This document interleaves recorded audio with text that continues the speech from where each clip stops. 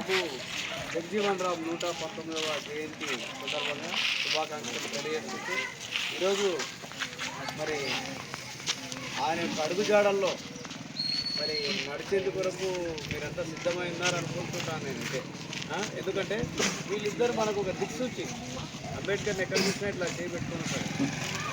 ఎందుకంటే ఈ మార్గంలో ప్రయాణం చేయండి బాబు మీరంతా అని. ఎందుకంటే మనకు స్వాతంత్రం వచ్చి దాదాపు 1947 నుండి మరి 2026 వరకు కర్నూలుకు అతి సమీపంలో ఉన్నటువంటి ఈ ఏరియాలో మరి ఇంతమంది దళిత నాయకులు ఉన్నారు. అందరూ కూడా చాలామంది. మరి నరసింహకే ఎందుకు అట్లాంటి ఆలోచన వచ్చింది?